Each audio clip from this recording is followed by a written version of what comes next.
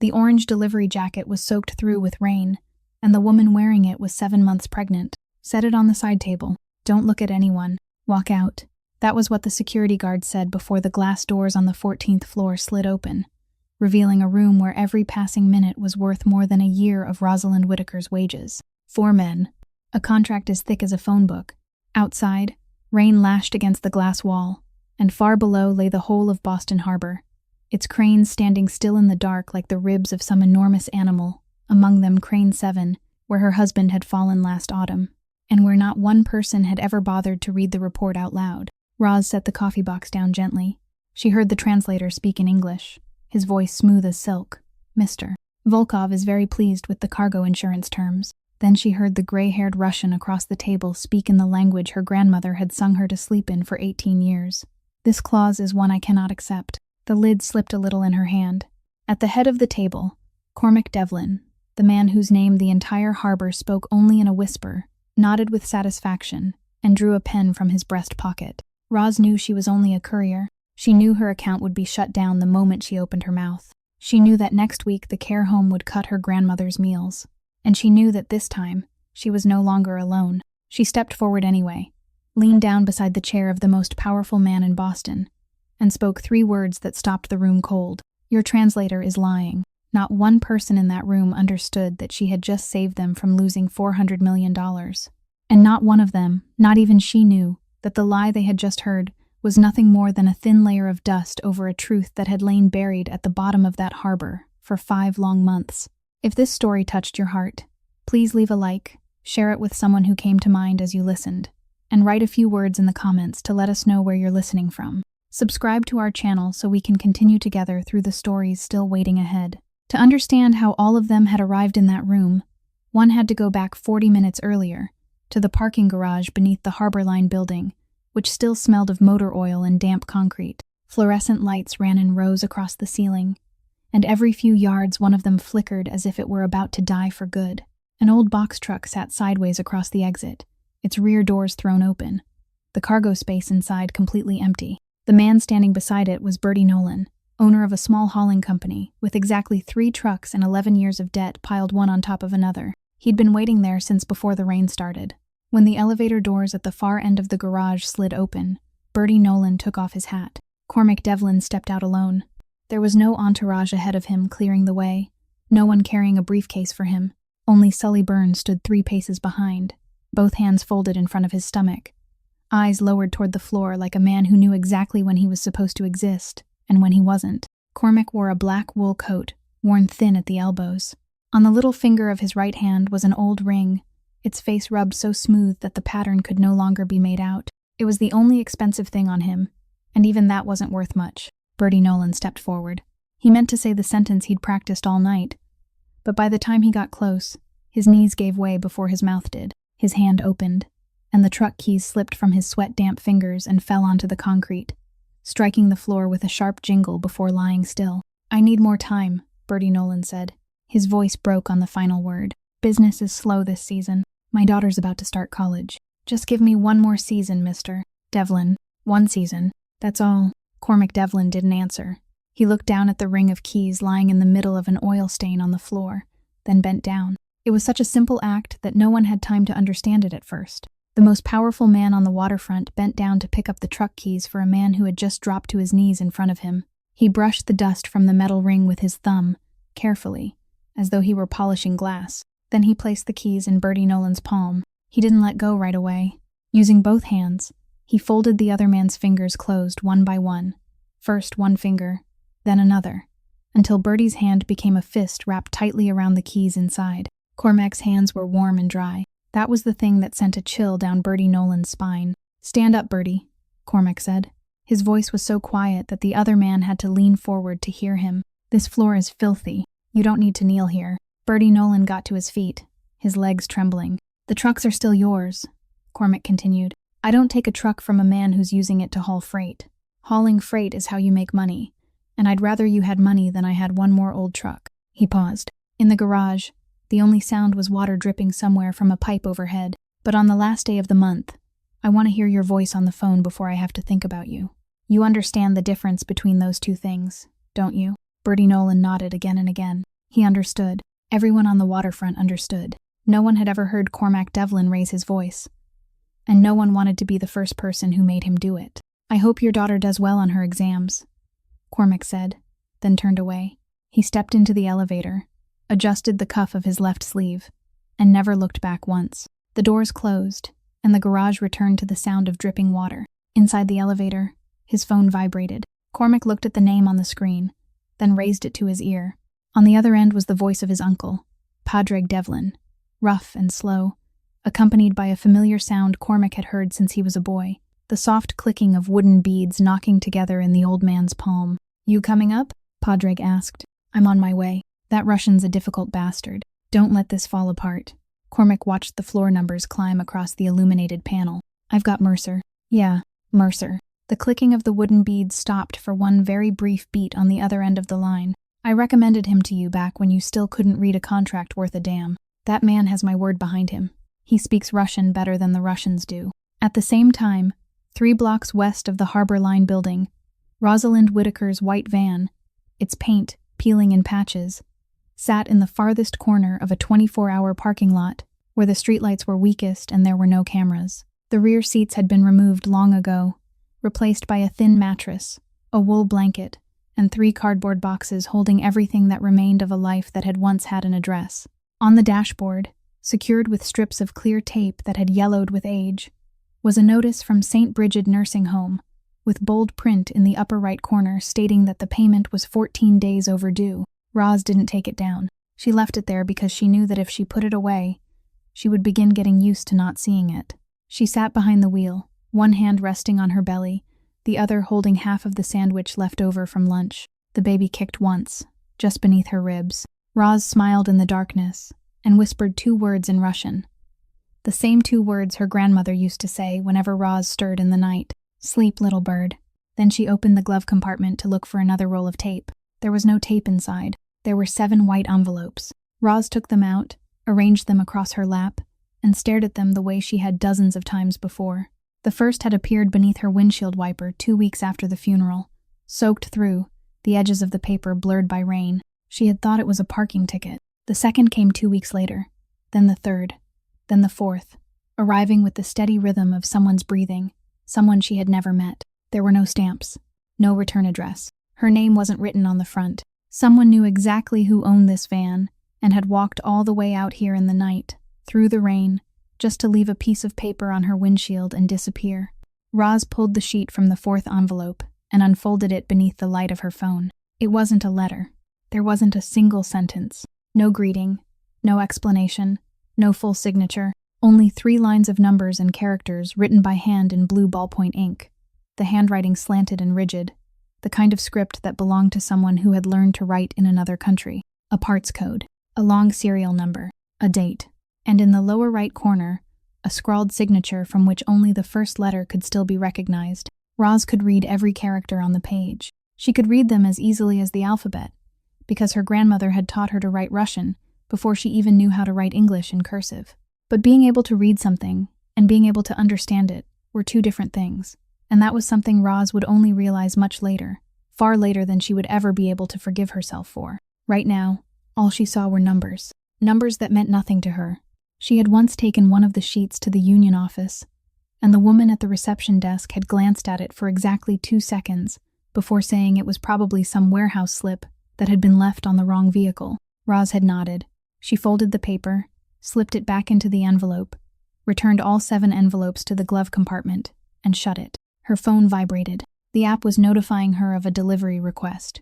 Across the city, in a dispatch room barely larger than 2 phone booths, Doreen Pike sat in front of a monitor with a yellow highlighter and a list printed on paper. She didn't filter names through the software. She filtered them by hand, 1 line at a time, her index finger sliding down the personnel records column.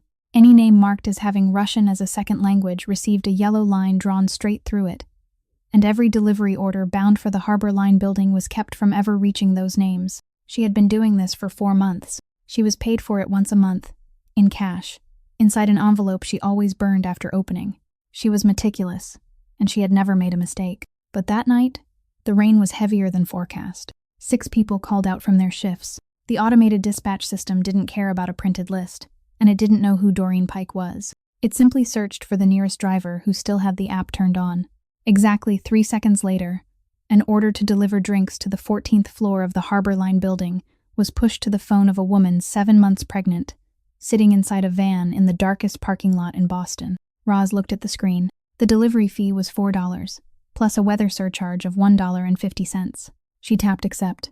The conference room on the 14th floor looked nothing like any place Roz had ever stepped into before. There was no reception desk, no artwork on the walls, nothing at all for a person to look at when they didn't know where to put their eyes. There was only a long walnut table stretching across nearly the full width of the room, 6 leather chairs, and 3 glass walls looking straight out over the harbor. The air inside was a few degrees colder than the hallway, the kind of cold found in places where no one wanted visitors lingering for long. Roz followed the narrow path along the wall exactly as the security guard had instructed, both hands holding the cardboard tray of coffee, still warm, against her chest. No one looked up at her. She was used to that. In 4 months of doing this work, she had learned that the orange jacket didn't make people see her more clearly. It made them stop looking altogether. At the head of the table, Cormac Devlin sat leaning slightly back, one hand resting on the tabletop, his little finger slowly turning the old ring. To his left sat Roland Mercer in a tailored gray suit and thin framed glasses, with a stack of documents arranged so perfectly in front of him that the edges looked as though they had been measured with a ruler. Across from them sat a short, broad-shouldered man with closely cropped silver hair, wearing a heavy wool coat that made no sense at all inside an air-conditioned building. His hands rested on the table, wide and thick, the backs crossed with old scars that had faded over time, the kind of hands that had once hauled mooring lines before they ever signed contracts. That man was Arkady Volkov. Roz set the coffee tray on a side table in the corner of the room. She rearranged the paper cups until they were straight, taking a little longer than she needed to, because it was raining outside and she wasn't ready to step back into it yet. That was when Arkady Volkov began to speak. He spoke in Russian. His voice was deep and heavy, each word settling onto the table like a stone being placed down rather than thrown. He said that his personal attorney, a woman named Yelena Barsukova, had been detained at an airport half a world away because of what they were calling a technical error in her immigration paperwork. He said that in 30 years he had never sat down at a table like this without one of his own people beside him. He said he wasn't pleased, not pleased at all, to have the most important terms of his life delivered through the mouth of a man whose salary came from the other side of the table. And he spoke his final sentence more slowly than the 3 before it, looking directly at Cormac Devlin as he said that he hoped they understood. He wasn't saying any of this to insult anyone, but because it was the only way to make sure no one had reason to regret anything later. Roland Mercer gave a slight nod. He waited exactly 1 beat, the sort of pause used by a man who wanted everyone to believe he was carefully weighing his words, then turned toward Cormac. "Mr. Volkov says he's very grateful for the welcome we've given him," Roland said in English, his voice warm and polished. "He says that in 30 years of business, he's rarely sat at a negotiating table where everything was prepared with such care. He hopes we'll continue working in that spirit." Cormac Devlin nodded. He said a few brief words about the long flight and the Boston weather that month, and Roland translated them back into smooth Russian that Roz could hear clearly, every single word. In the corner of the room, she stood perfectly still, one hand still resting on the lid of the coffee tray. She didn't understand why she felt uneasy. The silver-haired man had just said something heavy, a direct complaint from someone who felt alone in that room. Yet what had been carried into English was a polished compliment. Roz told herself that maybe this was simply how people conducted business in rooms like this. Maybe in that world, people didn't translate every word exactly. Maybe an interpreter was allowed to soften things, so no one had to turn red before signing. She thought that, and for a moment she almost believed it. She picked up the empty tray and turned toward the door. Only 3 steps separated her from leaving that room, leaving that building, and returning to her van with $4 in delivery pay, and another $1.50 for the weather surcharge. Months later, sitting in another room while people in federal uniforms wrote down every word she said, Roz would remember those exact 3 steps. She would remember that the first lie she heard that day wasn't a lie about money. It was a lie about a woman being held at an airport half a world away because of a technical error no one could explain. Roz didn't take all 3 steps. On the second one, behind her, Arkady Volkov turned a page of the contract and planted one broad finger in the middle of the sheet. And in Russian, he said that he couldn't accept this cargo insurance clause. He added that if a container went overboard in rough seas, then as the language on that page was written, his side would be responsible for the entire loss, and that there wasn't an insurer anywhere in Europe willing to sign beneath a provision like that. His voice wasn't any louder than before, but it had hardened. The way a man's voice hardens when his hand has landed on something he understands very well. Roz stopped. The plastic tray in her hands tipped slightly. She heard Roland Mercer draw in a very quiet breath, then heard him say in English, in that smooth silk voice of his, that Mr. Volkov was very pleased with the cargo insurance provision, that he found this section more carefully drafted than he had expected. The coffee box lid shifted beneath Roz's fingers and made a sound so faint that no one but her heard it. In that instant, the cold room with its 3 glass walls disappeared, and Roz was standing in a small kitchen in Dorchester, where the ceiling was low enough that grown people had to duck their heads beneath the doorway, where a bare round bulb hung from a cord and a wooden table stood pressed against the window.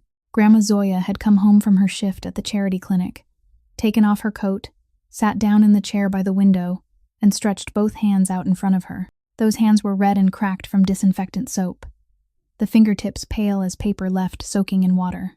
She took the tin of ointment from the windowsill, twisted off the lid, and rubbed it slowly into one knuckle after another without ever wincing, while Roz sat across from her with a handwriting workbook open on the table. She never complained once about those hands.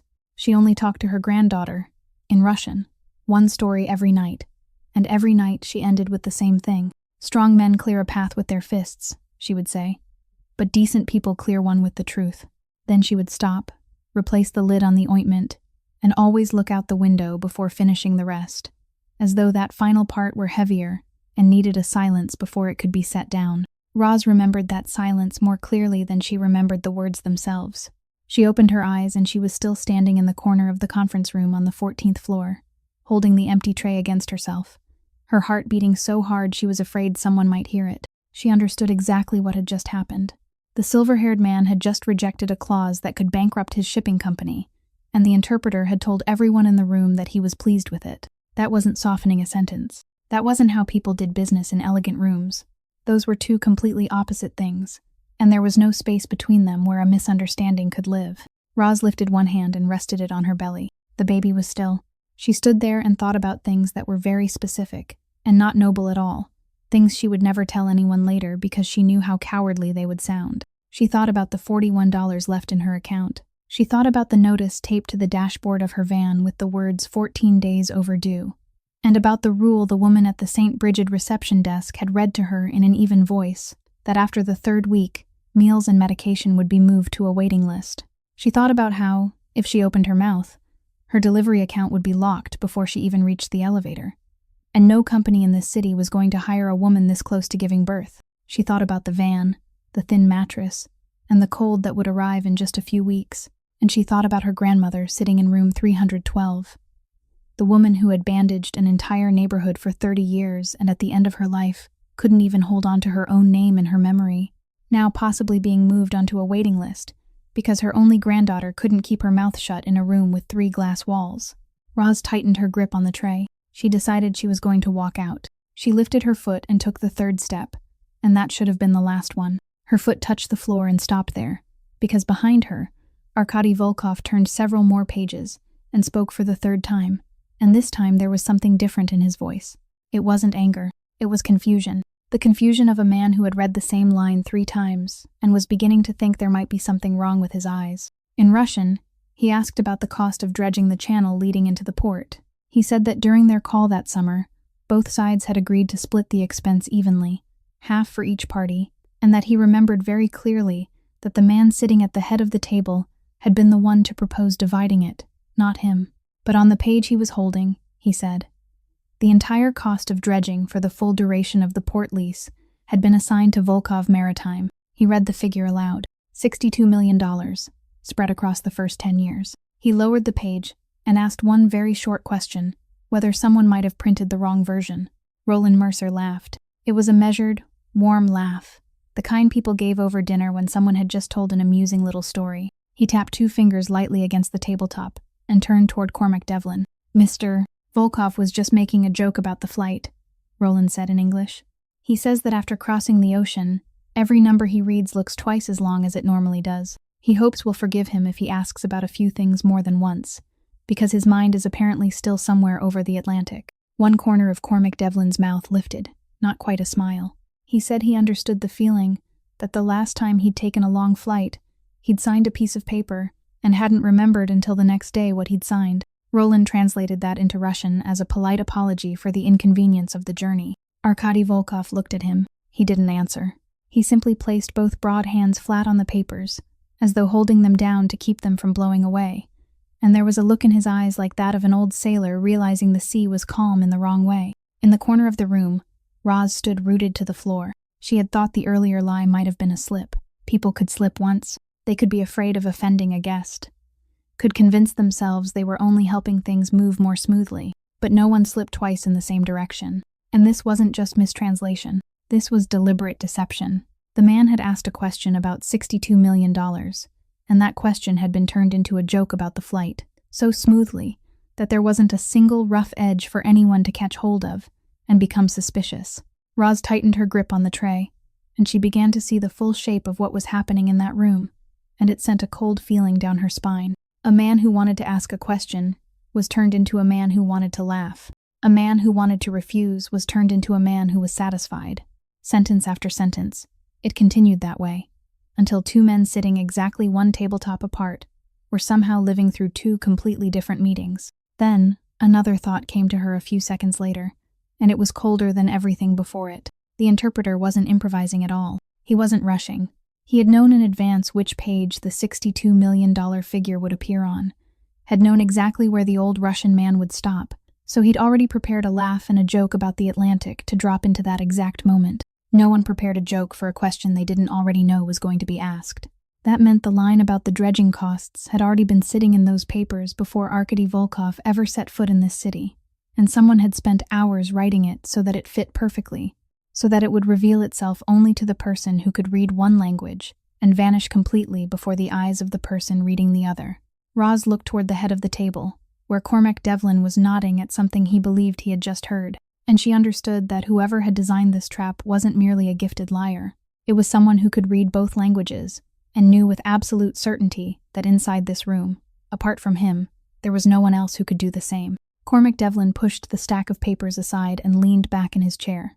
He looked at the silver-haired man sitting across from him, and for the first time that entire afternoon, there was something in his voice that came close to friendliness. He said he knew the flight had been long, knew that heavy wool coat was probably making his guest miserable inside a building where the air conditioning had been turned up too high, and that he didn't want to drag the afternoon out any longer. He said that if Mr.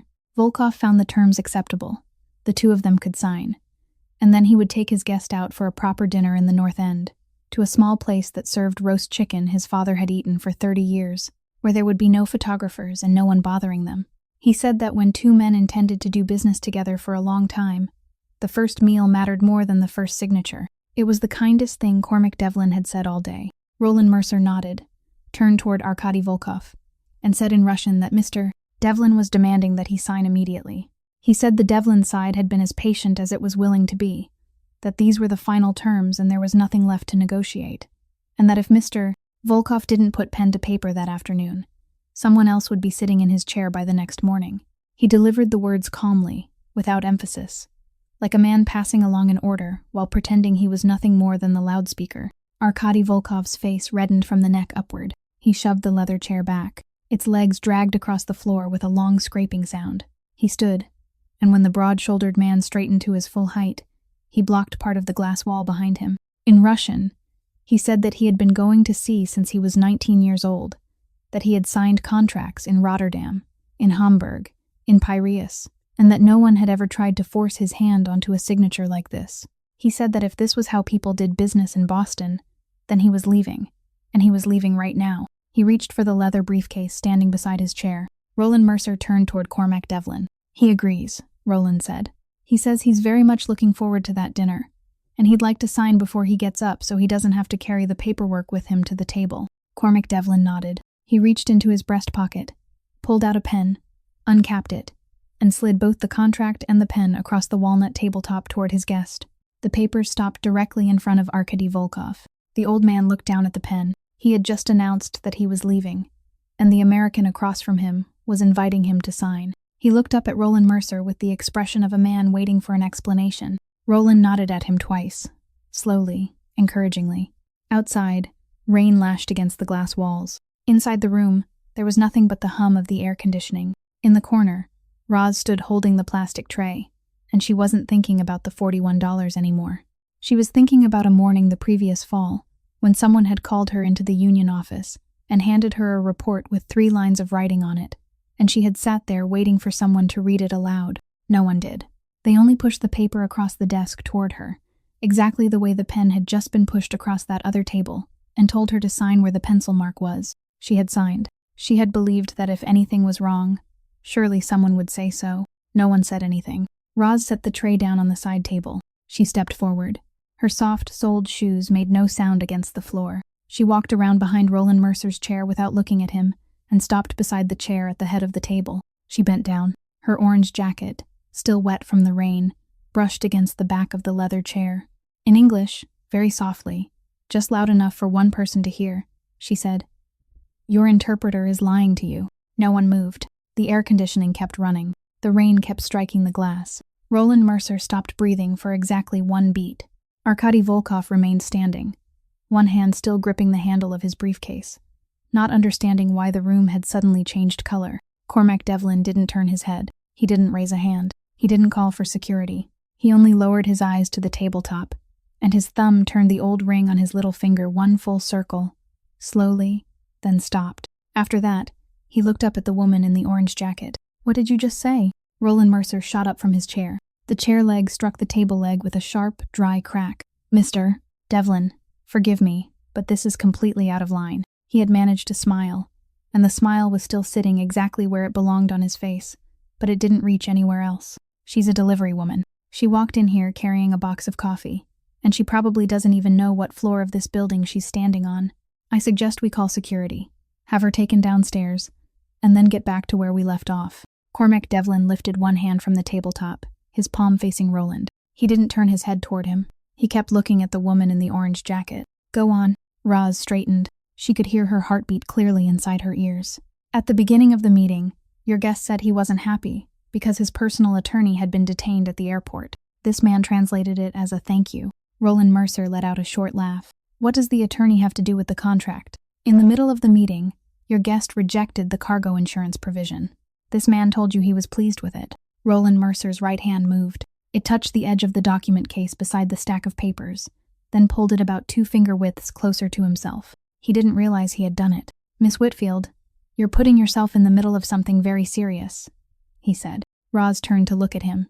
She didn't correct the name. At the head of the table, Cormac Devlin did. He didn't say anything, but his thumb stopped on the ring. He had looked at the name tag on the chest of her orange jacket from the moment she entered the room, and he was a man who read everything, and he had just heard his interpreter use a name that wasn't on that tag.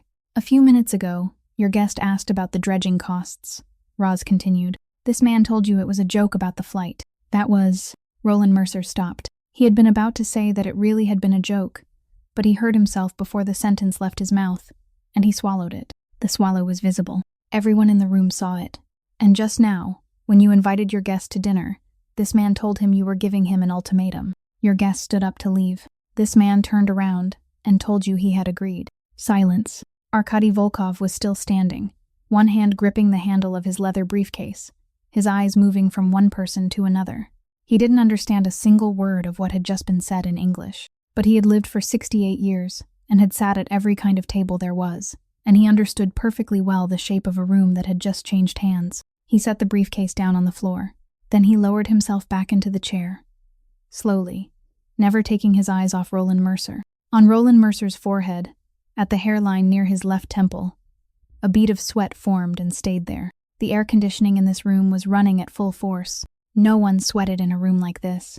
"Mr. Devlin." His voice was half a register higher than it had been before, and he heard it, and he tried to force it lower, and the effort only made it sound more wrong. "I've worked with you for 7 years. 7 years. You're going to let a stranger walk in here for 3 minutes and—" He stopped. He needed a name. There was already a name sitting in his mind. The name he used to reassure himself whenever things became difficult. And in that moment, when his control slipped, it almost came out of his mouth. He caught it in time, but he had stopped for 1 beat too long. Cormac Devlin looked at him. For the first time since the conversation began, he turned his head to the left and looked directly at his interpreter. There was nothing at all in those gray-blue eyes.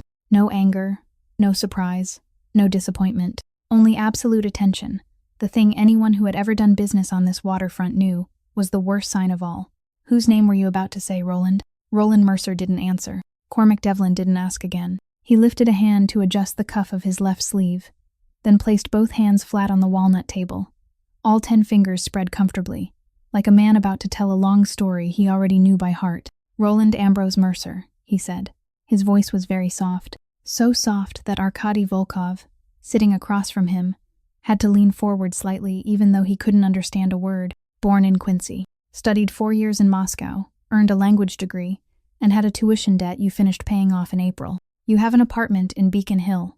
You rent instead of owning because you prefer keeping your money somewhere else. He paused. You keep it in Nassau, Ardmore Trust Bank, Bay Street branch. I don't remember the whole account number. I'm getting old, but I remember the last 4 digits. 7179. Roland Mercer stood motionless between the 2 chairs. His hand was still resting on the edge of the document case, and that hand began to tremble slightly. Not violently, just the faint vibration of a string that had just been plucked. Last week, that account received a deposit. Cormac Devlin continued. It wasn't money from my payroll. I know where my payroll money goes. He raised his eyes. Do you want me to keep reading, Roland? Roland Mercer sat down. He lowered himself slowly, both hands falling away from the case, and when his back touched the chair, he no longer looked like the man who had stood up moments earlier demanding that security be called.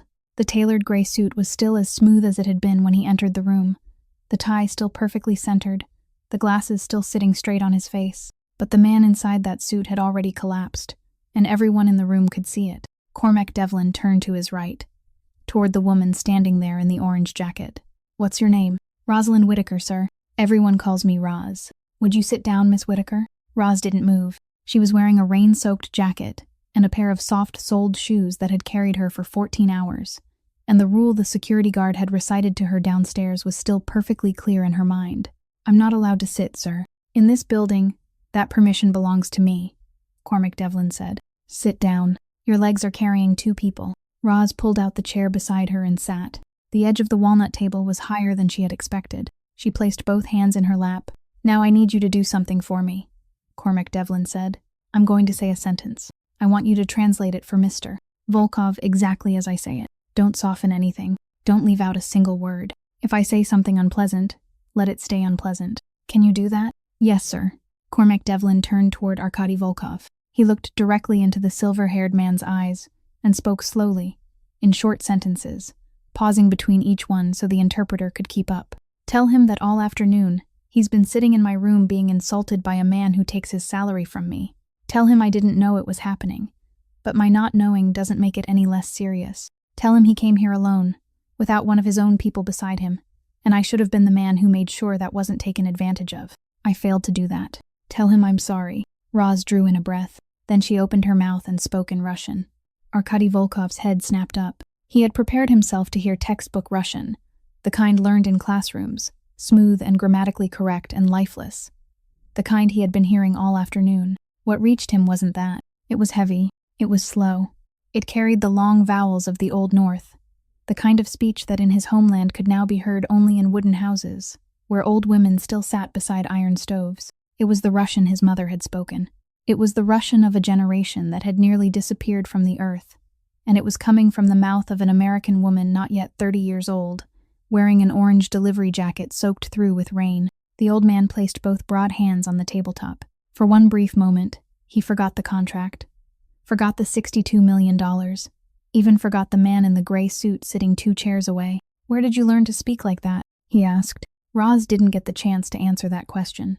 On the left side of the table, Roland Mercer had already started talking, and once he started, he couldn't stop. I'll give all of that money back to you tonight, he said. I can transfer it immediately. Mr. Devlin, I'm begging you. I wasn't the one who came up with this. I was just the man sitting in the place where they needed someone to sit. Cormac Devlin said nothing. That was how he asked a question. Quarry Point Holdings, Roland Mercer said. That's the name on the paperwork. It's registered in Delaware. Opened nearly 2 years ago. No real office. Just a mailing address. And 3 names in the filing. And all 3 of them are lawyers. They found me in the spring of last year. He swallowed hard.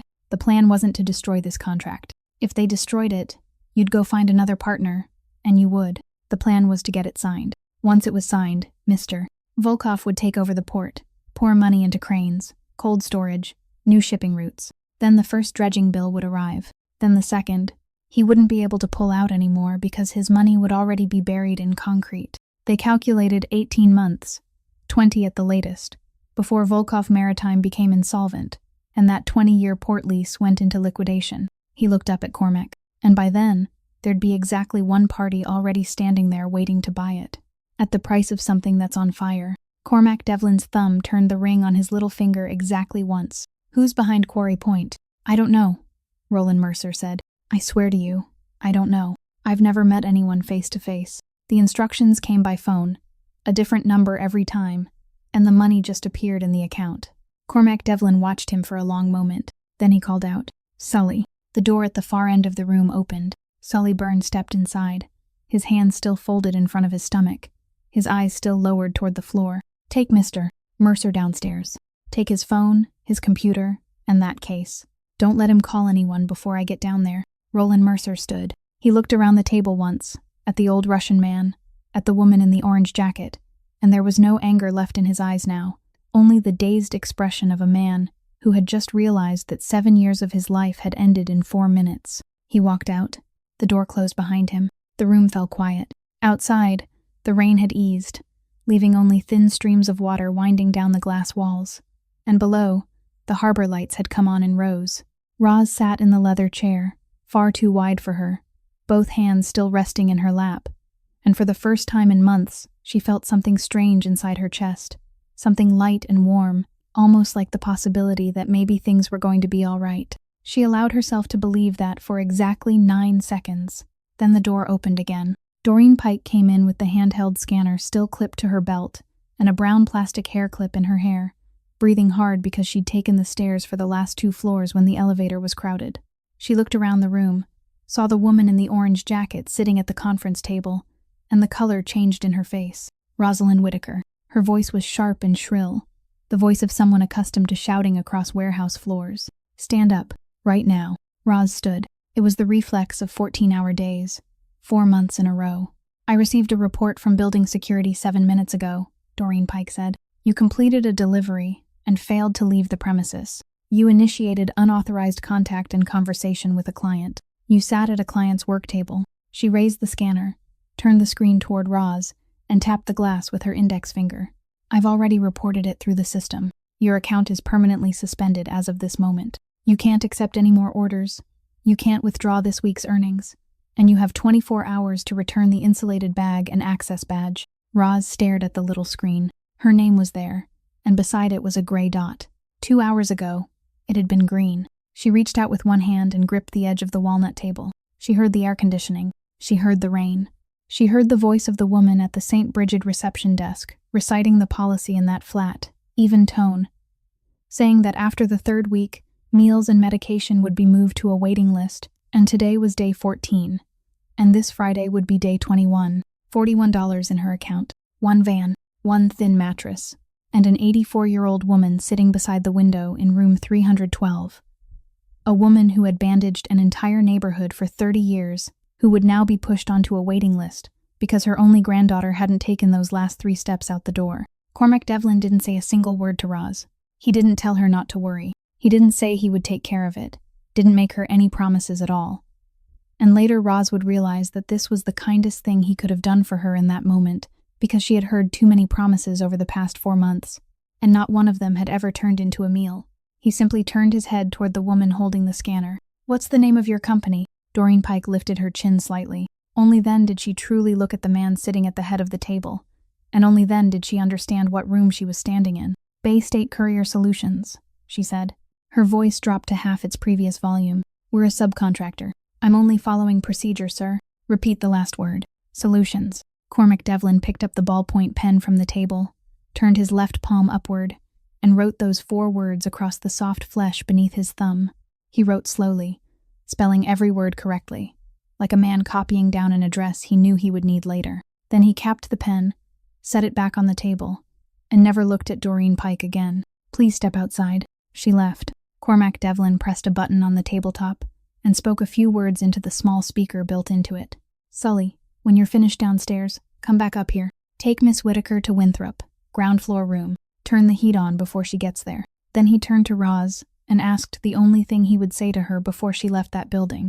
"Have you eaten?" Roz shook her head. He didn't ask anything else.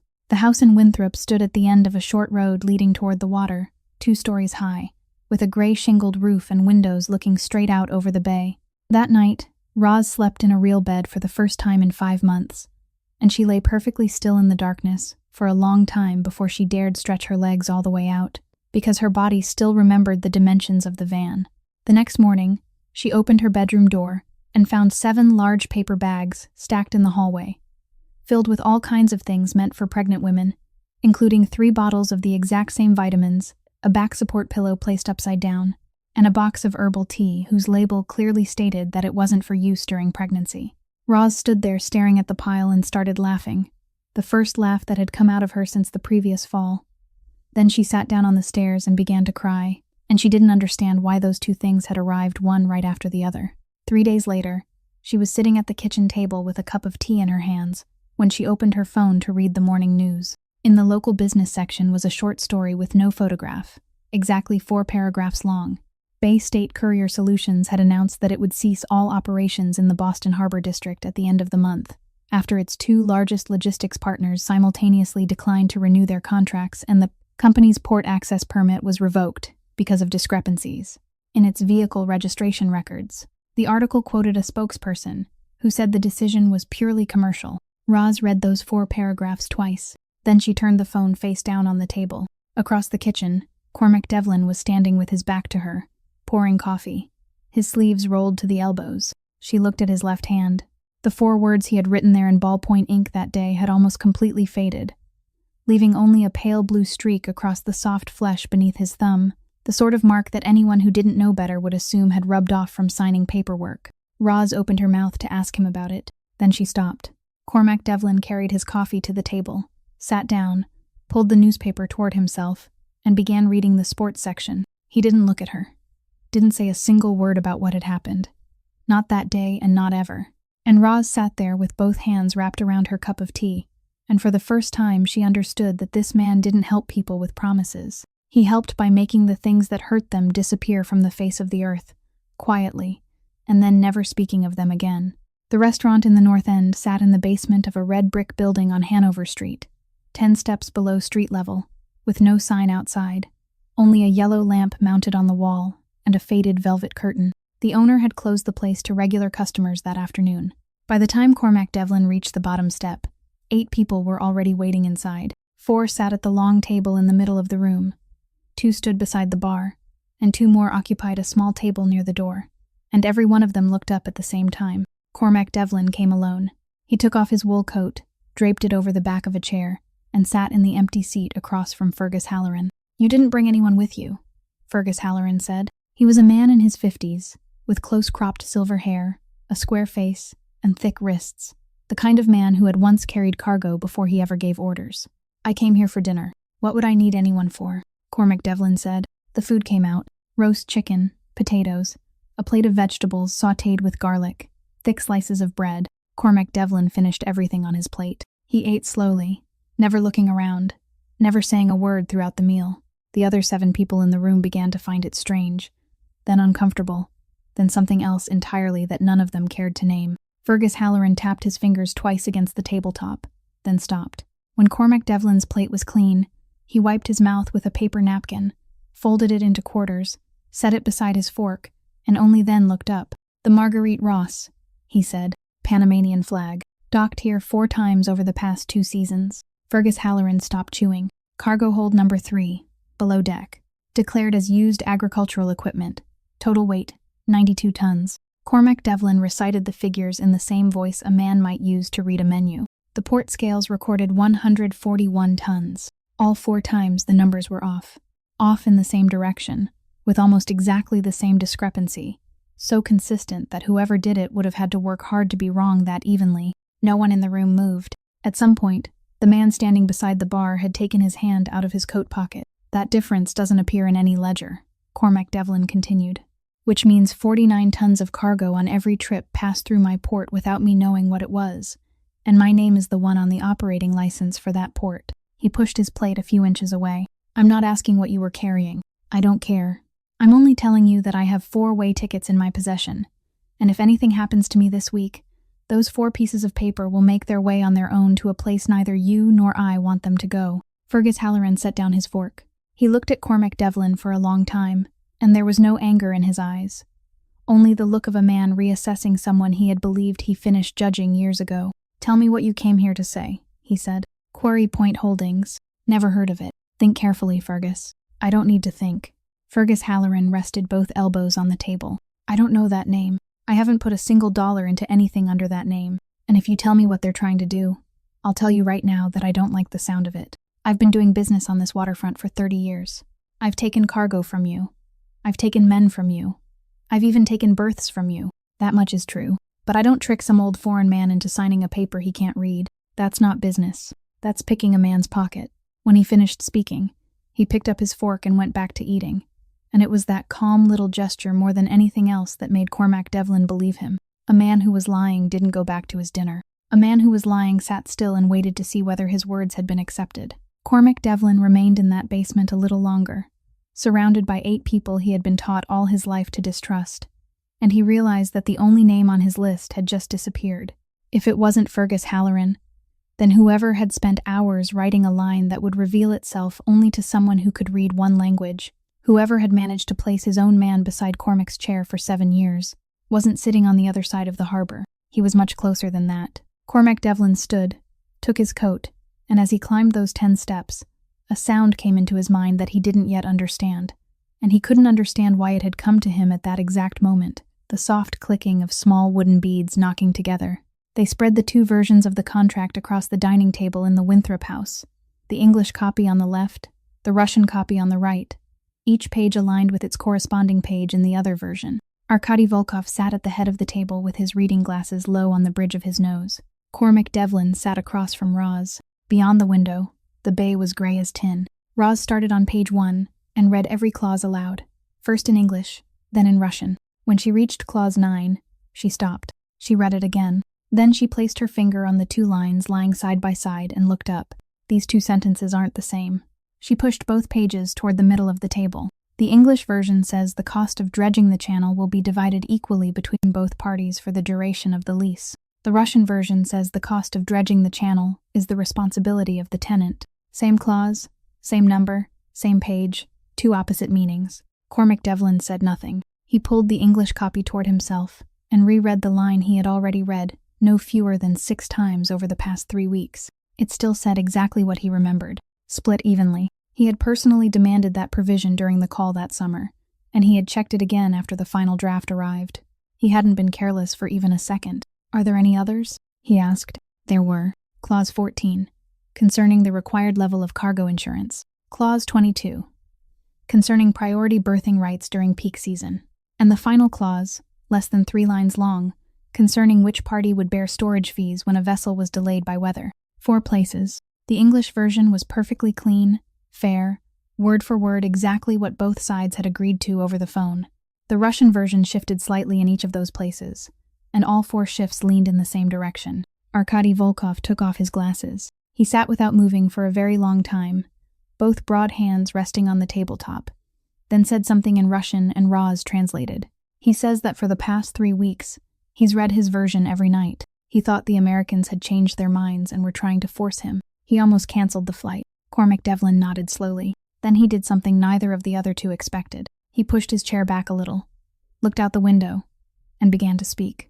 My mother came here from County Mayo when she was 22 years old. She could read, but only the kind of words people write for other people to understand. She couldn't read the kind of words people write for other people to sign. Nobody can, unless someone teaches them. He turned the ring on his little finger.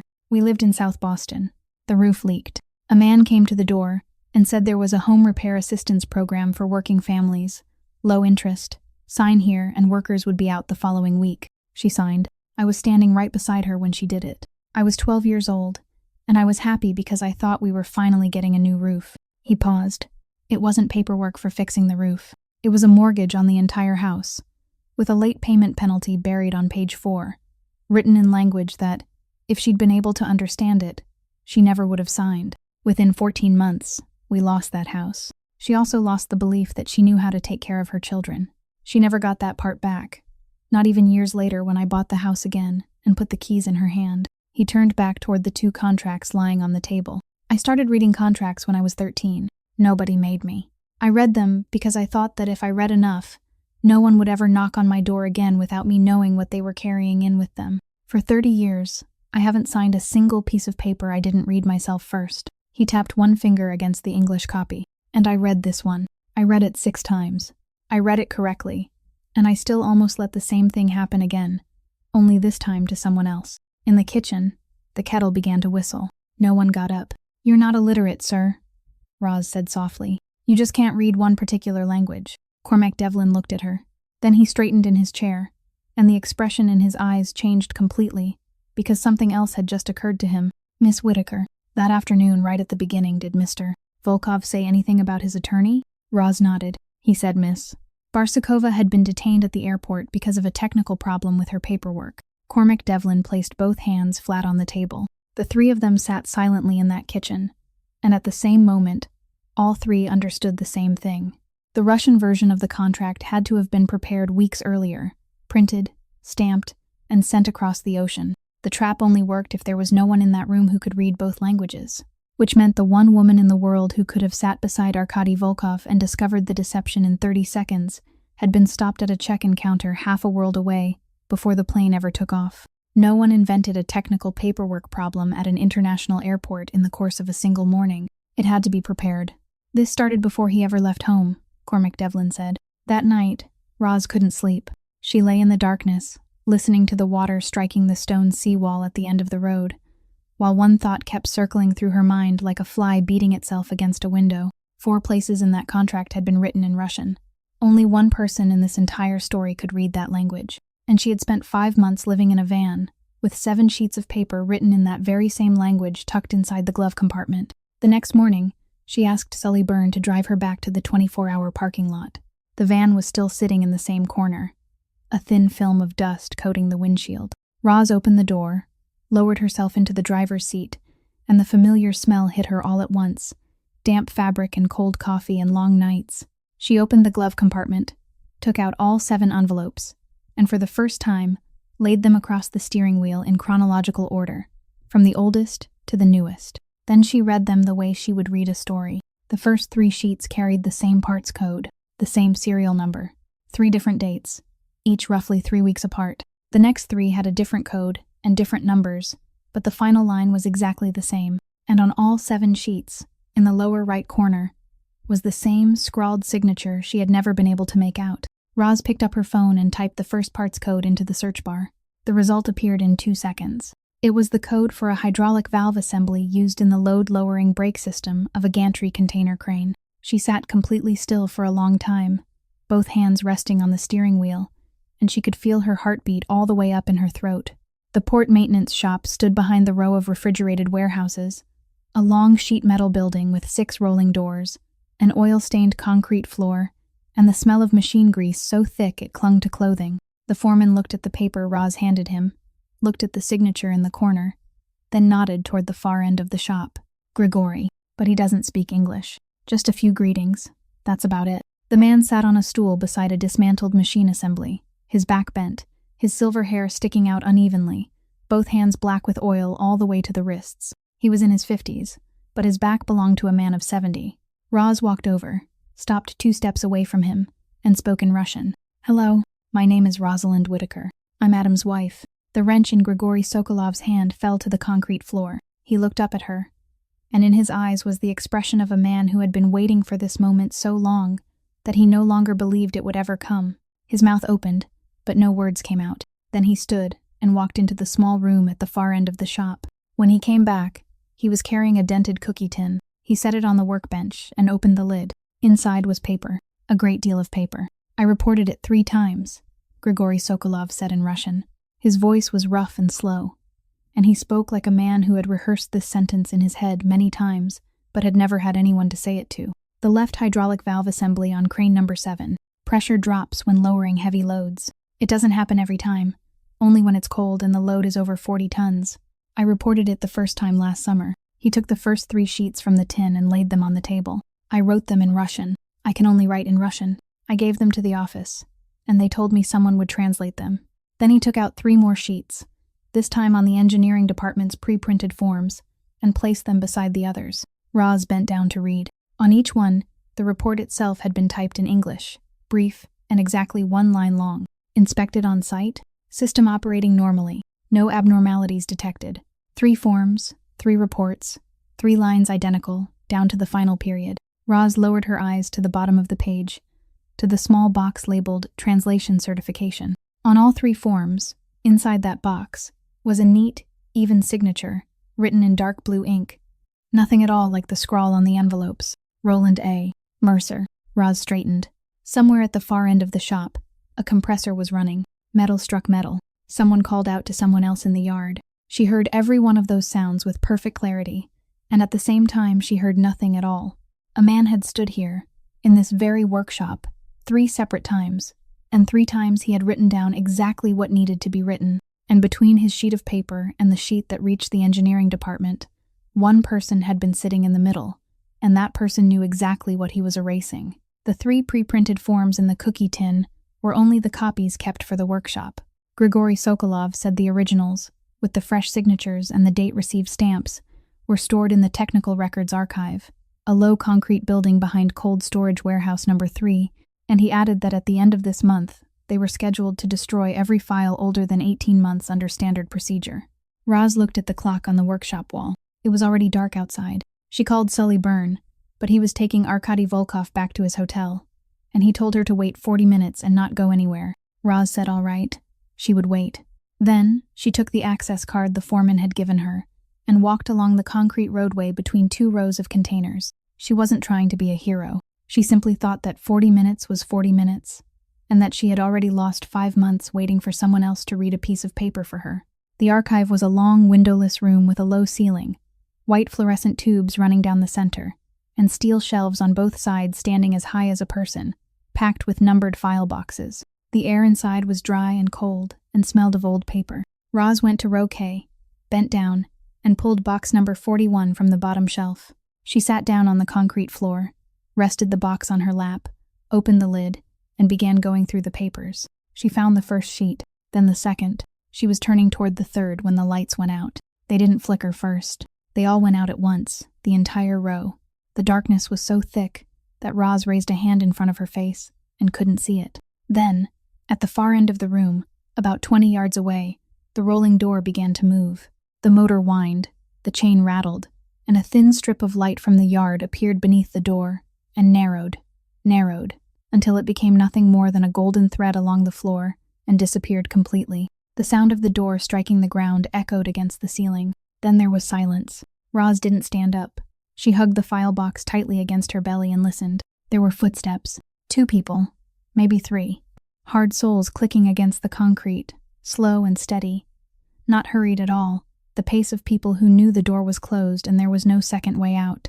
Then a white beam of light appeared and swept across the tops of the shelves, moved along the rows of file boxes, illuminated the numbers printed on their spines, then vanished. A few seconds later, it came on again from another angle. Someone was searching by lettered row. Roz crawled backward until she was pressed against the base of the shelving, and her hand touched something cold and round fixed to the wall. She traced it with her fingertips. A metal pipe running straight up toward the ceiling.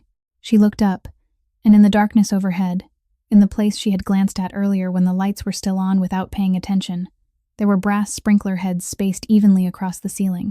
A paper records archive. Of course, it had a fire suppression system. And where there was a fire suppression system, there had to be a manual release. And by regulation, it had to be near an emergency exit, mounted on the wall at reachable height. The flashlight beam swept across row J. 1 more row, and they would be at hers. Roz stood up. She didn't run.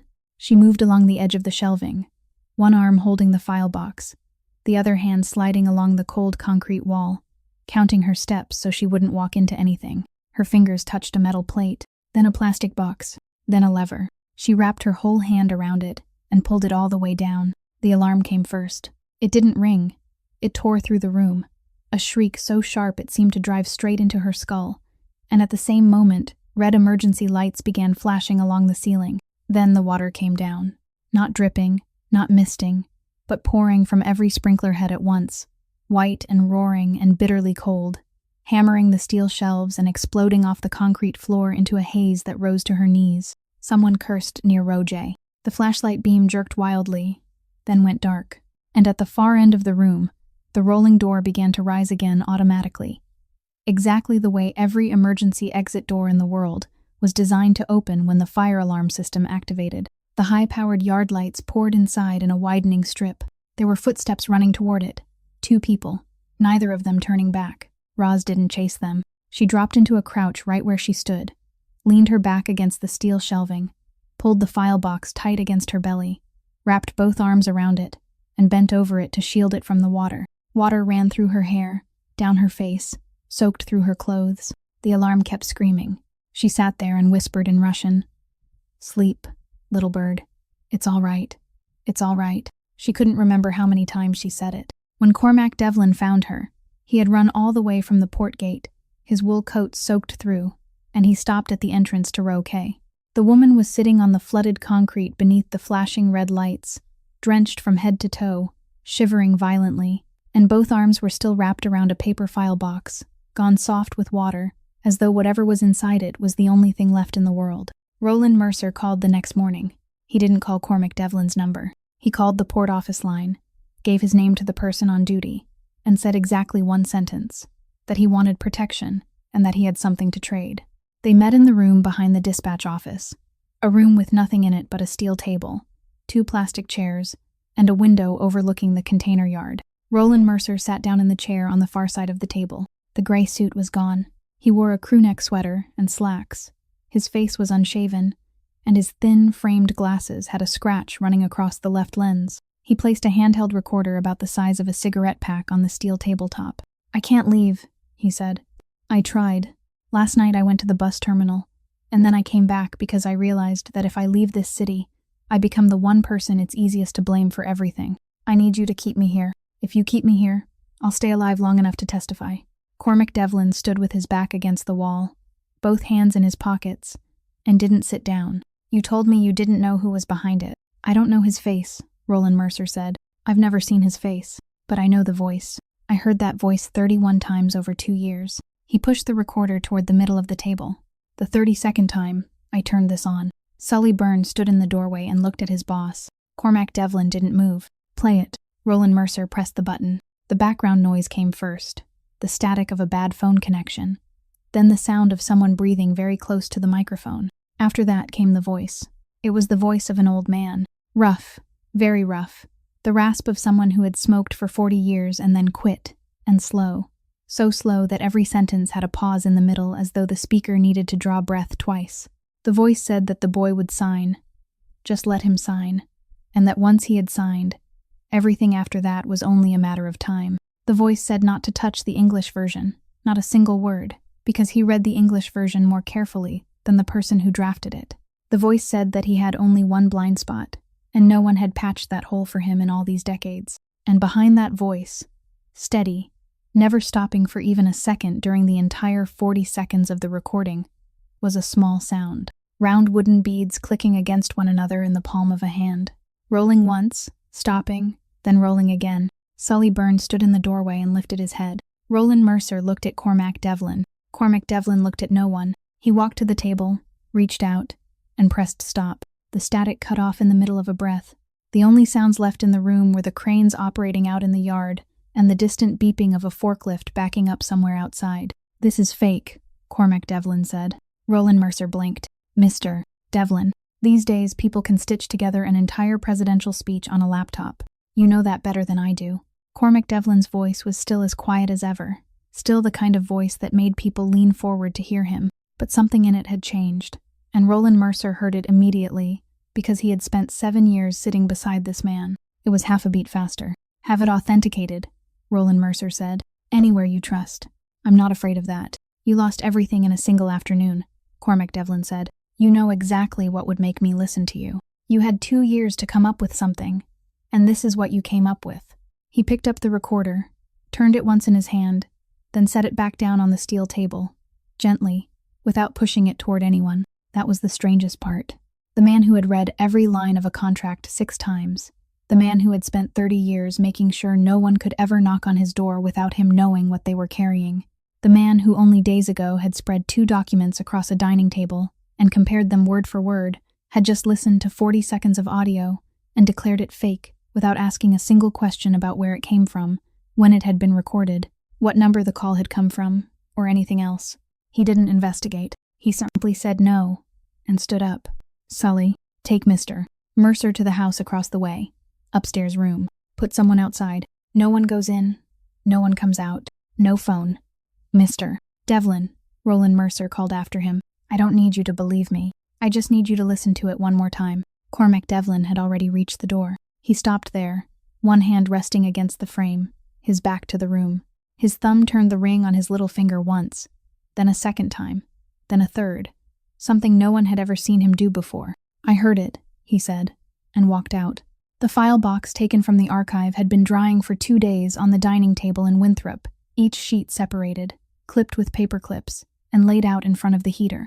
That evening, Roz sat alone with the stack of papers in the kitchen, the table lamp on, rain falling again outside the window. She had found the 3 original maintenance reports with the fresh signatures and the received date stamps, and she had set them aside in a separate corner, and her hands were still trembling when she did it. The rest of the box contained the accident file. She turned through the pages one by one. The scene report, the shift supervisor's statement, photographs of the operator's cab, which she flipped past quickly without looking, an 8-page technical assessment prepared by an independent firm, with the conclusion on page 7, 3 lines stating that no mechanical fault had been detected, and that the cause had been determined to be individual operator error.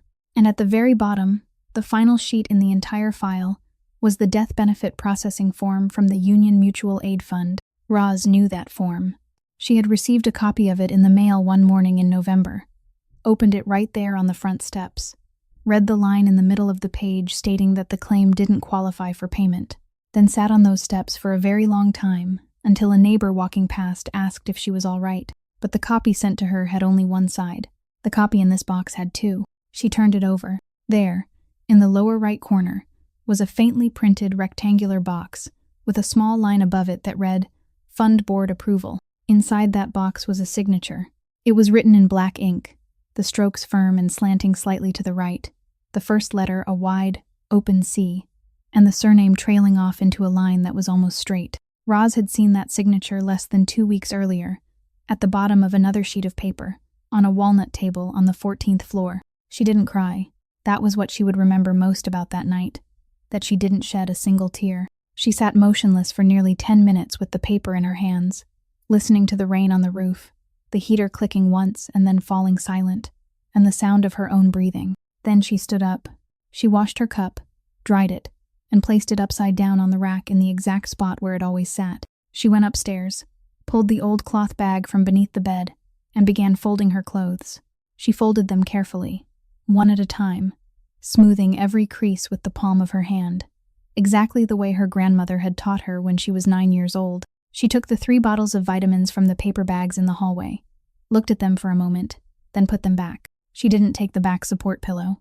She didn't take the box of tea. She took the 7 white envelopes, the 3 original maintenance reports, and the sheet with the signature on the back. When she reached the kitchen, she stopped for a moment beside the table, where the 3 of them had sat comparing the 2 versions of the contract word by word. She removed the key from her key ring.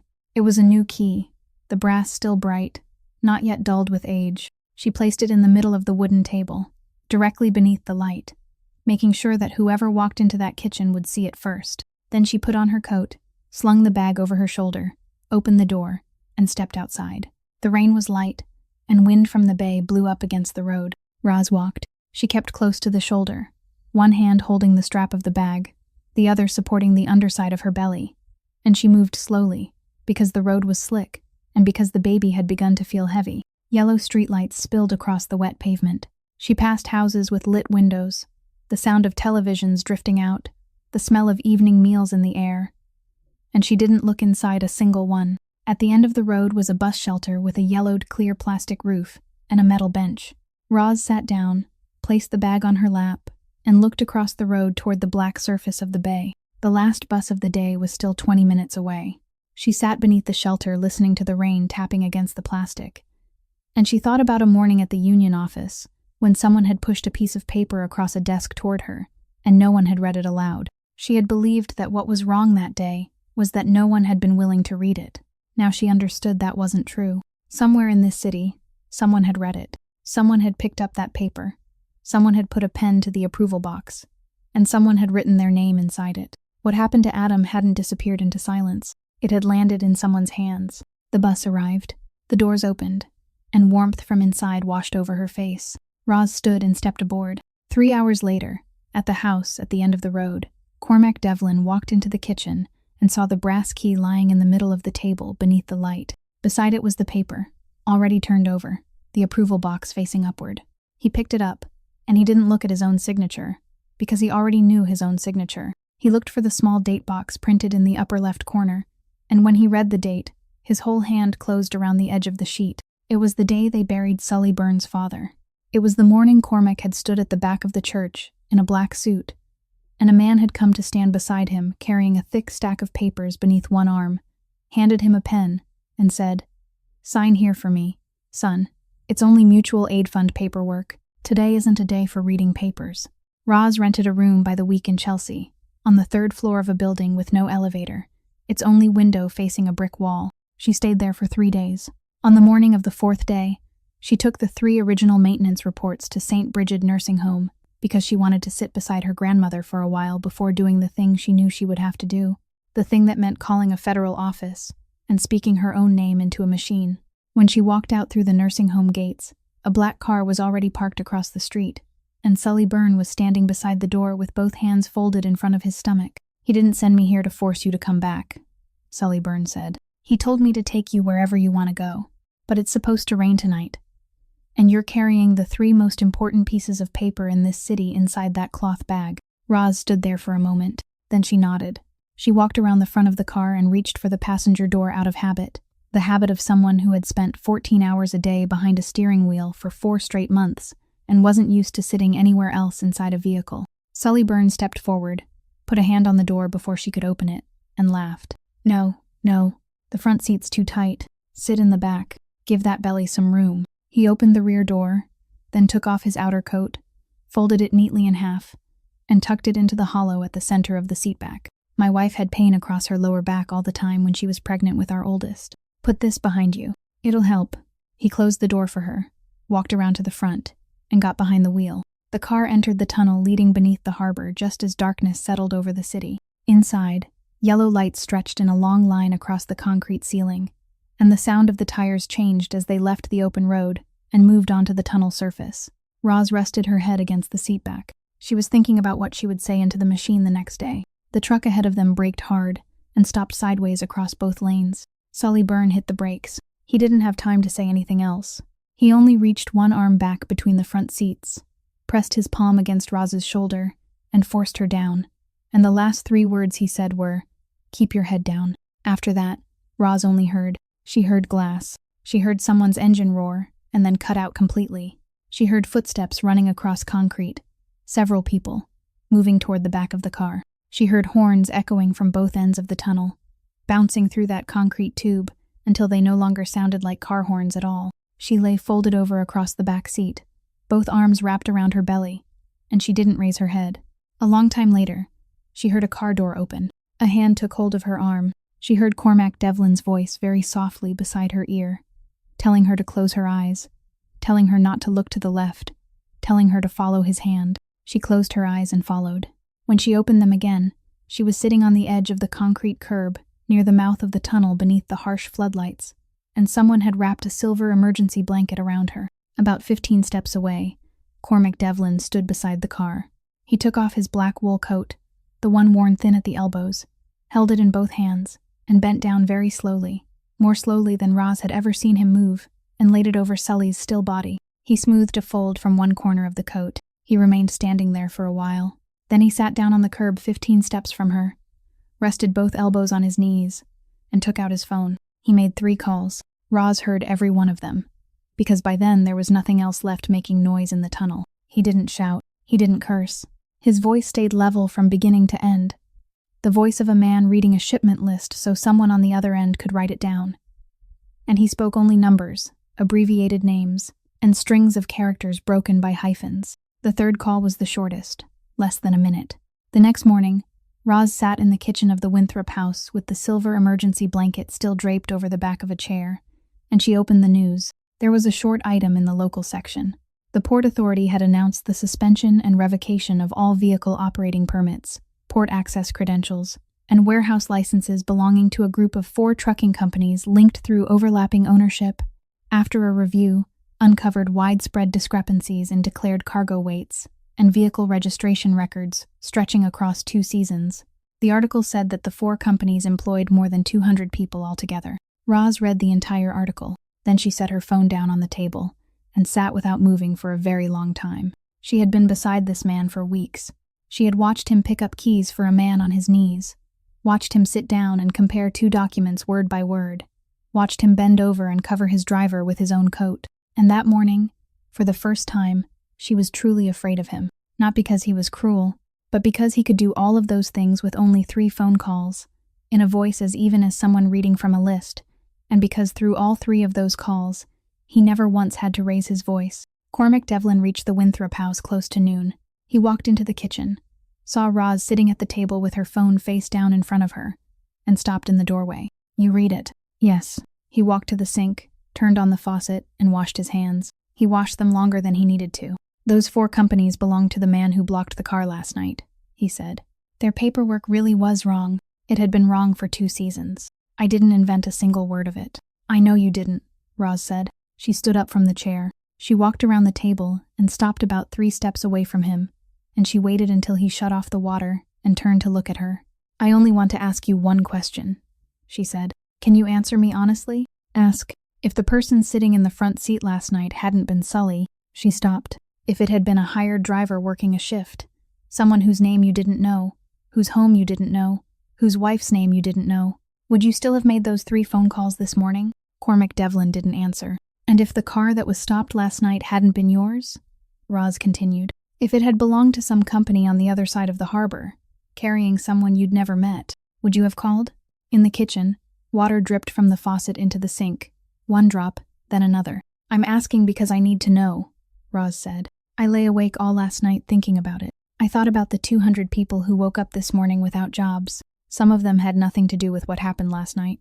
There have to be people sitting in their kitchens this morning exactly the way I'm sitting here." She placed one hand on the back of the chair to steady herself. "So I need to know whether you did that because of Sully or because someone dared touch a car with your name on it." Cormac Devlin opened his mouth. In 30 years, no one had ever asked him a question he didn't already have an answer to before they finished asking it. He stood there with his back against the edge of the sink, both hands still wet, and he went looking for the answer in the place where it had always been, and there was nothing there. He couldn't speak. Roz nodded. She didn't look triumphant. She didn't say another word. She simply picked up the phone from the table and went upstairs. Cormac Devlin remained standing in that kitchen until dark. The next morning, he called someone he knew at a local television station and said he had something he wanted to say.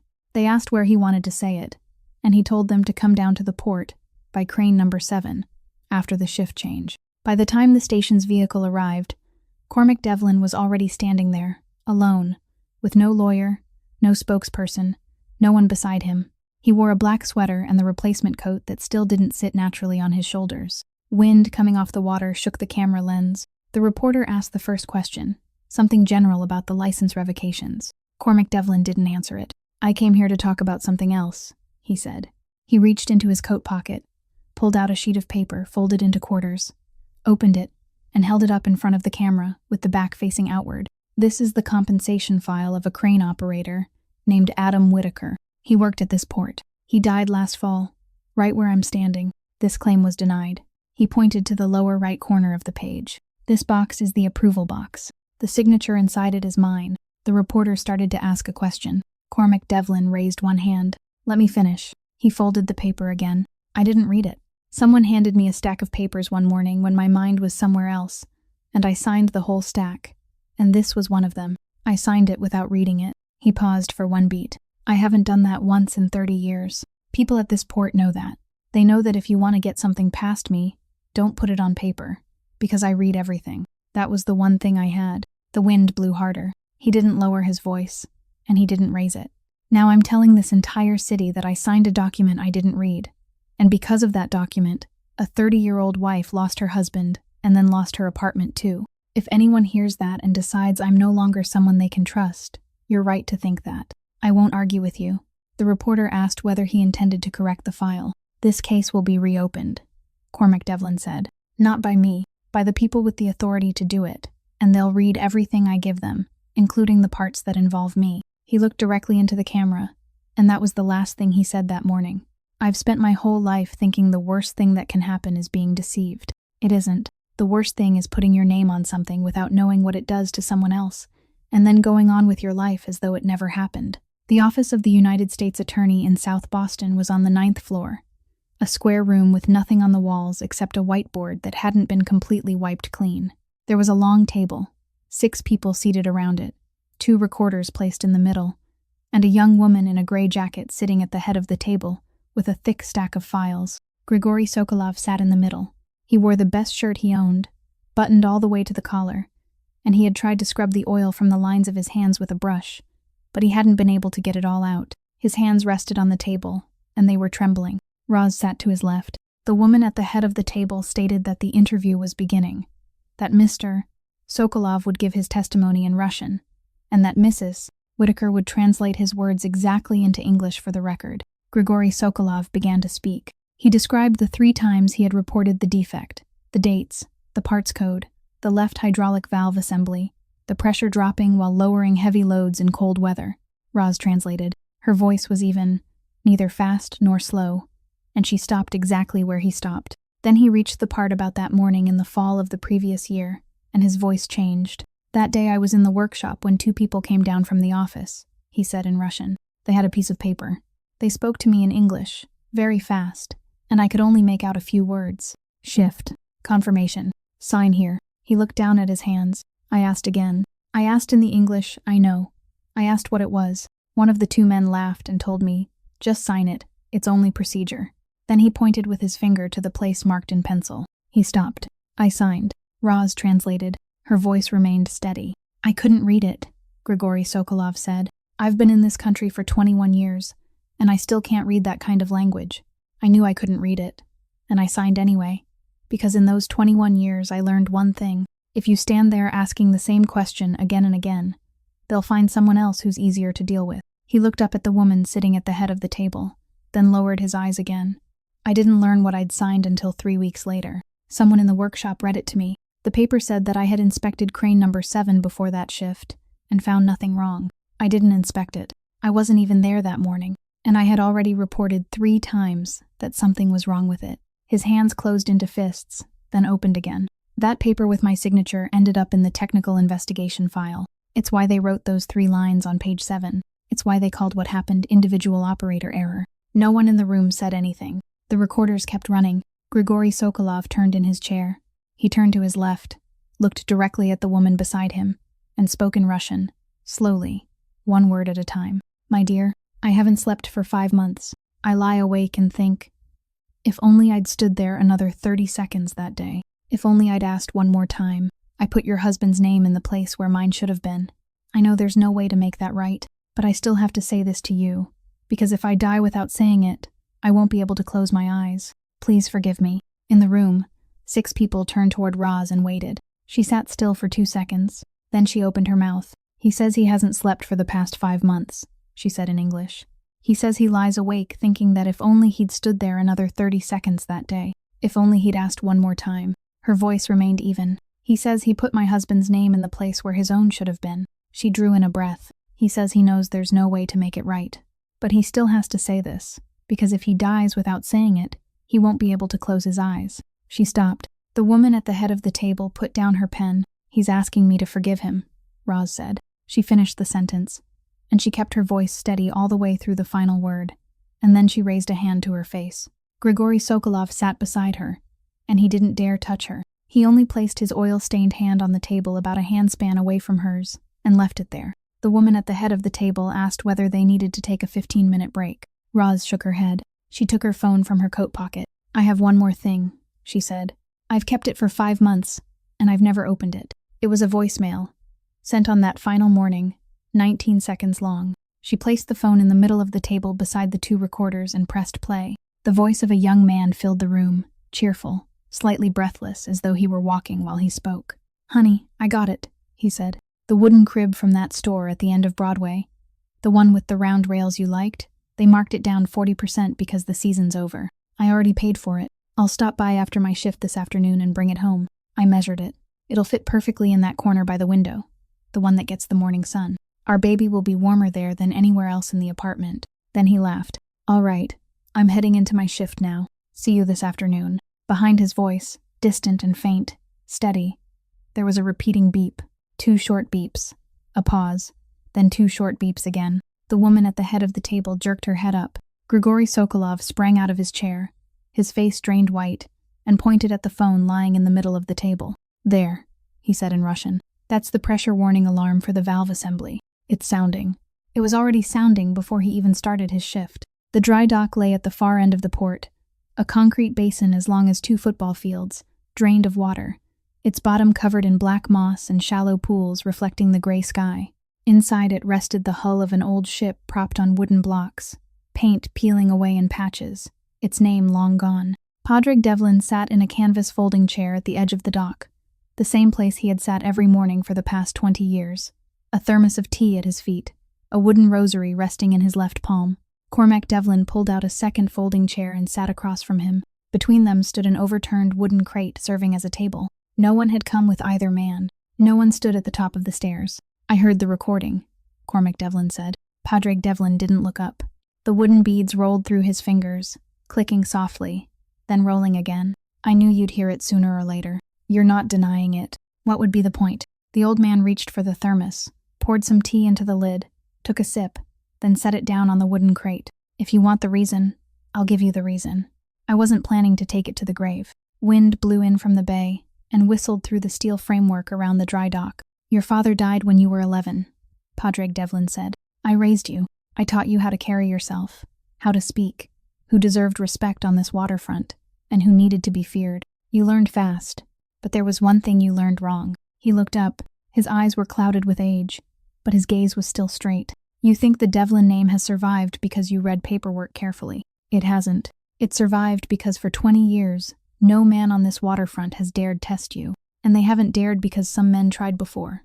He rolled the beads again. "Then your generation comes along and you read contracts. You sit in glass rooms. You talk to lawyers. You're kind to people." He said the word kind as though spitting out a grain of sand. "I've watched you these past few years, and I've watched our name grow softer every day in your hands. I could see the day coming when people stopped being afraid of you. I couldn't wait around for that day, Cormac. I'm 80 years old, so you found a way to make me lose."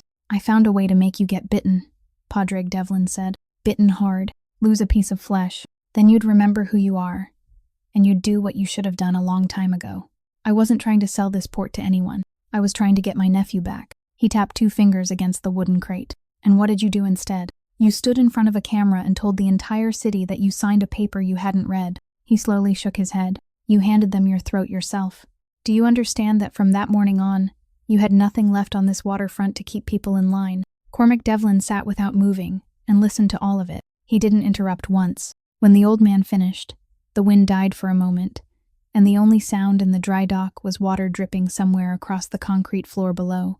"You're right about one thing," Cormac Devlin said. "You said I've gone soft. You think I can't do it anymore." He raised his right hand and turned the ring on his little finger, not once as he usually did, but again and again until it slipped free. The old ring, its face worn smooth, the one he had worn since he was 22 years old, from the day the man sitting across from him had placed it on his finger, with his own hand in the kitchen of their home, and said, "From today on, son, you carry this." Cormac set it on the wooden crate. Then he pushed it toward Padraig Devlin with 2 fingers, slowly, until it stopped directly in front of the rosary. "You're wrong," he said. "I can still do it. I'm sitting here right now and I know exactly who I would call, exactly what time I would call, and by tomorrow morning you wouldn't be sitting in that chair anymore. I could do it as easily as pouring tea." He stood. "I just finally understood something. If I do that, you win. You spent 2 years trying to prove that I'm still that kind of man, and all it would take is one phone call for me to prove it for you. Padraig Devlin looked at the ring lying on the wood. For the first time that entire morning, the wooden beads in his palm stopped moving. "Then what are you going to do to me?" "I'm not going to do anything to you," Cormac Devlin said. "Keep the ring. You love the Devlin name that much, then you carry it. I don't need it anymore." He slipped his arms into his coat. "Next week, they'll ask you to come in and answer questions. I've handed over everything I have, including the things that involve me. You can sit there and listen while they read every page out loud to you." He walked toward the bottom of the steel staircase. "Cormac." He didn't turn around. "You're going to live a long time," Cormac Devlin said. "Long enough to watch our family name get cleaned by the very thing you've spent your whole life looking down on." Then he climbed the stairs, leaving the man who had raised him sitting alone at the edge of the dry dock with a thermos of tea, a wooden rosary, and a ring that no longer belonged to anyone. Room 312 at St. Brigid Nursing Home had an east-facing window and an armchair placed beside it. Zoya Kessler sat in that chair with a thin blanket spread across her knees, her hands folded one over the other in her lap. The same hands that had bandaged an entire neighborhood for 30 years and were now very still. She no longer recognized anyone. She didn't even recognize her own granddaughter. Arkady Volkov pulled a chair closer and sat down in front of her.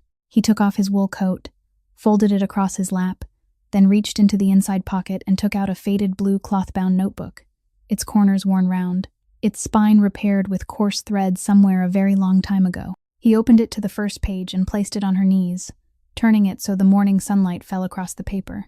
Then he began to read. He read every word, one at a time, in English, in exactly the order they had been written on that page. Water, bread, thank you, friend, warm, sleep. He read slowly, his pronunciation heavy and awkward like that of a beginner. Exactly the way he had read those words for the first time in his life when he was 19 years old, lying feverish on a folding cot in a charity clinic in Dorchester, with no papers, not a single word of English, and a young nurse who had sat beside his bed for 11 days. He reached the 11th word, the 12th, the 15th. At the 17th word, Zoya's lips moved slightly. She didn't turn her head. Her eyes remained fixed on the window, but her lips began moving with him, one beat slower, very softly, almost without sound. Arkady Volkov stopped. He sat perfectly still, the notebook open across her knees, and he didn't dare breathe too deeply. Then Zoya spoke. She spoke in Russian, in that old voice with the long northern vowels, clear and complete, as though half a century had never passed. Strong men clear a path with their fists. Decent people clear one with the truth. The second road takes longer, but no one has to die on it. The 68-year-old man bowed his head. His shoulders shook, and he cried like a child, his broad, scarred hands gripping the edges of the notebook. "It was you," he said through his tears. "You were the one who taught me that sentence. You said it in English, and I didn't understand. So you told me to write it down myself in my own language. I was the first person to write those words in Russian on the last page of this notebook, and I've carried it with me for 49 years. In the doorway, Roz stood frozen, both hands covering her mouth. The contract was signed the following week, covered with black ink strikeouts, handwritten additions squeezed into the margins, and sections renumbered by hand. Cormac Devlin signed first, Arkady Volkov signed after him. Then Cormac pushed the document toward Roz and said that an agreement needed a witness, someone who could confirm that the people in that room had spoken the truth. She signed her name on the final line. That same month, the Whitaker Fund was established at the Boston waterfront, with its first provision stating that every workplace accident report had to be translated and read aloud in the 3 most commonly spoken languages at the port before anyone could be asked to sign it. The case involving crane number 7 was reopened, and Adam Whitaker's name was removed from the section listing individual operator error. Grigory Sokolov received the first bilingual work order of his life, and he took it home and stored it inside the cookie tin. Fergus Halloran shook Cormac Devlin's hand at the end of the pier one foggy morning. Sullyburn's mother moved into the small house in Winthrop, and there was now a pot of thyme on her windowsill. Spring returned to the harbor, the bay water turned green, and the old white van sat beneath a tarp in the backyard of the house, its tires flat, and no one ever mentioned selling it, because some things are kept not because they are still useful, but because they remind us where we have been. That afternoon, Cormac Devlin handed Roz a key and said exactly one sentence, that this time it belonged to her. It wasn't something he was lending her. The baby was born on an early summer morning, when sunlight poured through the hospital window and formed a long golden stripe across the floor. The first cry was small and clear, then softened into steady breaths. Cormac Devlin stood beside the bed, and the man who had once made an entire waterfront lower its voice had absolutely no idea where to put his hands, until one tiny hand reached out and wrapped itself around his index finger. Out in the hallway, Arkady Volkov sat in a waiting chair with the blue, cloth-bound notebook held against his chest, smiling to himself. This story reminds us of something very simple. In life, there are people who pass beside us every day without ever truly being seen. Delivery workers, cleaners, the mechanic standing at the far end of the workshop, and sometimes they are the ones who hear more than anyone else. A person's worth isn't found in the clothes they wear, but in the moment they choose to speak the truth, even when they know it will cost them something. And a person's true strength isn't measured by whether they are capable of striking back, but by the moment they choose not to. If you felt that too, please subscribe to our channel, leave a like, and share this story so that each day we can continue listening together to more compelling stories. How did today's story make you feel? Which character stayed with you most deeply? Please write a few lines in the comments below. We truly want to hear what you feel from the deepest part of your heart. We wish you and your family lasting good health, happiness, peace, and comfort every day. Goodbye for now, and we'll see you again in the next video.